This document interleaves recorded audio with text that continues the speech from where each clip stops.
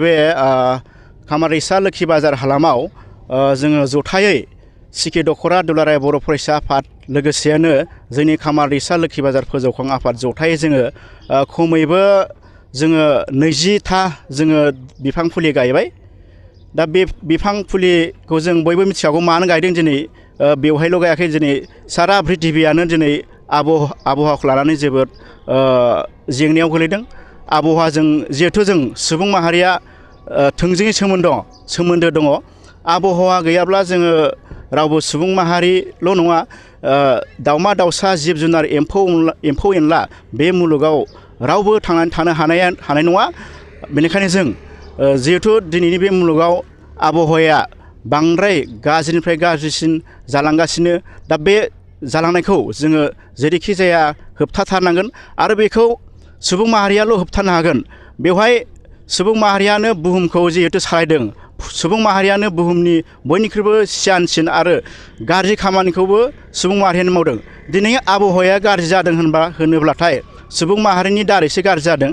सुबुं माहारिया गावनि सार्थखौ सुफुंनो थाखाय, गावनि लबखौ सुफुंनो थाखाय दिनै बायदिसिना दिहुननानै बायदिसिना दंफां लाइफां दानानै गावनि गोनांथिखौ सुफुंनो थाखाय बायदिसिना बिगियाननि जोहै बायदिसिना गारि मथर कलकारखाना दिहुननायनि थाखाय दिनै प्लास्टिक गावनि मोजांखौ गावनि सुबिदाखौ नायनानै दिनै प्लास्टिकनि बेसाद दिहुननानै जेरैबायदि आबहावाखौ गुबुंले खालामबाय। दा बै आबहावा गुबुंले खालामनायनि जाहोनाव दिनै मानसि माहारियाथ' खैफोदाव भुगिबायनो, बेनि अनगायैबो दिनै मा जादों बुहुमनि गुबुन गुबुन जिब जुनार दाउमा दाउसा एम्फौ एनलाफोरा मानसि माहारिनि थाखायनो दिनै बिसोरबो खैफोदाव गोलैनो गोनां जादों। दा बैफोर जिहेथु जोङो जिब बुहुमाव जेरै जोंनि वार्ल्डआव मोननै रोखोमनि माबा थायो, जेरै एनभाइरनमेन्टनि माबाया थादेरसाफोरा, आबहावानि थादेरसाफोरा मोननै रोखोम थायो। बे जाहैबाय मोनसेया जाहैबाय जिबियारि थादेरसा आरो जिबियारि नङि थादेरसा। दा जोङो जिबियारि थादेरसा हिसाबै जोङो जोंनि जिहेथु जोंहा थांना थानायाव प्रब्लेम जादों। दा बे प्रब्लेम जानायखौ जोङो सुबुं माहारियानो बासायथारनांगोन हिसाबै जों दिनै जोंबो बे 5 जुनाव मोनसे फरामनि गेजेरजों जोंदि मानसि माहारियादि आबहावाखौ बासायनांगौ, बे बासायनांगौनि जोंनि जि बिबान, बे बिबानखौ जोङो मावफुंनो लादों। दिनै 5 जनल' नङा, 5 जना जाहाथे जोंखौ सुबुं माहारिखौ गोसोखांनायसो जों मानो जोङो आबहावानि सायाव जों मानो सांग्रां जानांगौ, बेनि थाखाय बे गोसोखांनायल'सो सान। नाथाय जोङो गथाय जिबनाव सारा जिबनावनो जोङो दंफां लाइफांखौ नांगौ। दंफां लाइफांखौ जोङो 5 जुनावल' गाया, जों हदाय जोङो गायनांगोन। अब्लासो जोंनि एनभाइरनमेन्टआ सेफ जागोन, जोंनि आबहावाया सेफ जागोन। आबहावाया सेफ जानाय माने जोङो जोंजों लोगोसे मानसि माहारिजों लोगोसे गुबुन गुबुन जिब जुनार दाउमा दाउसा एम्फौ एनलाखौ जोङो बासायनो हागोन आरो। जोङो गोबां बोसोरफोरनिफ्राय नुबोबाय थादों 5 जुनाव लाख बिफां गायनाय। बे समावबो जोंनि आबहावाया गोबां गुबुंले जादों। जोंनि बे बिफां गायनायाव माबाफोर जोथोन लानायाव खम जादों नामा? नंगौ, बेयो थारैनो नंगौ। गोबां सुबुं दङ थारमाने गावनि माबाखौ देखायनो थाखायल', जास्ट गावनि एक्टिभिटिखौ देखायनो थाखाय बियो मा खालामो, बिफांखौल' गायो। जास्ट फट' लानो थाखाय, फट' साफायजानो थाखाय, ससियेल मिडियायाव नागारनो थाखाय बिफांखौल' गायो। नाथाय बे बिफांखौदि जों फोथांथारनांगोन, बे फोथांनायनि दायित्वखौ रावबो लायैनि थाखायनो दिनै गोबां मानसिया दंफां गायोब्लाबो बिफां लाइफांनि अनजिमाया दिनै जोबोद खम। दिनै नुदों सारा दुनियाव नायोब्लाथाय केनाडा अस्ट्रेलियाफोरनि रुजुनायाव जोंनि भारतआव जोबोद खम दंफां गायनाया।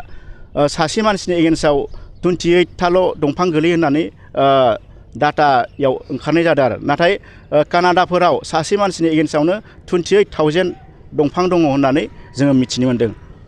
एक्सेलेन्ट एकाडेमि बागानपारायाव 10 थाखोनि मुं थिसननाया सोलिगासिनो दं। गोसो गुदुं फरायसा फरायसुलिफ्रा गुन गोनां सोलोंथाइ मोननो थाखाय एक्सेलेन्ट एकाडेमि बागानपारायाव मुं थिसननो हागोन।